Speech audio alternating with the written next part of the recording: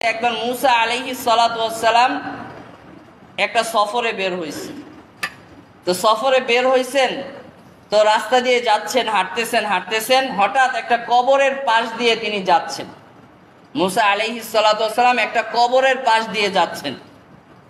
তো কবরের পাশ দিয়ে যখন যাচ্ছেন, মুসা আলাইহিস সালাতু ওয়াস সালাম বুঝতে পারলেন যে এই কবরে অনেক আযাব হচ্ছে, অনেক আযাব দেওয়া হচ্ছে, এই কবরে যে লোকটা আছে তাকে অনেক শাস্তি দেওয়া হচ্ছে।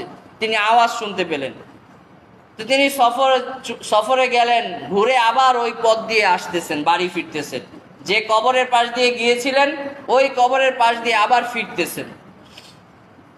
যখন ফিরতেছেন দেখেন এখন আর কোনো কবরের আযাব হচ্ছে না। আশ্চর্য হয়ে গেলেন মুসা আলাইহিস সালাতু ওয়াস সালাম, যে আমি যখন এই কবরের পাশ দিয়ে আসছিলাম তখন তো দেখতেছিলাম যে এখানে আযাব হচ্ছে, এখন এইখান দিয়ে আবার ফিরতেছি, এখন দেখতেছি আযাব হচ্ছে না, এর কারণটা কি? তিনি খবর নিয়ে জানতে পারলেন এই কবর যে বাসী, যে কবরে চলে গেছে, তিনি যখন ইন্তেকাল করছেন, মারা গেছেন, তখন তার স্ত্রীকে যে সে রেখে গেছেন তার স্ত্রীর গর্ভে একটা সন্তান ছিল। তো তিনি মারা গেছেন, আস্তে আস্তে ওই সন্তান জন্মগ্রহণ করছে, দুনিয়াতে আসছে।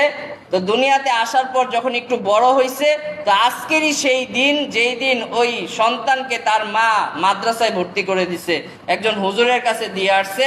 আর আজকেরই প্রথম হুজুর তাকে বিসমিল্লাহির রহমানির রহিম, এই বিসমিল্লাহির রহমানির রহিম এইটা প্রথম শিক্ষা দিছে।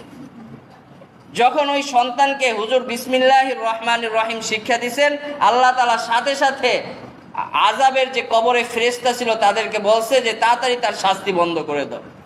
ফেরেশতারা জিজ্ঞেস করলেন আল্লাহকে যে কেন তার শাস্তি বন্ধ করব? কিয়ামত পর্যন্ত তো তাকে শাস্তি দেওয়ার নির্দেশ আপনি আল্লাহ আমাদেরকে দিয়ে দিয়েছেন, আবার এখন বলতেছেন যে তার শাস্তি বন্ধ করে দাও।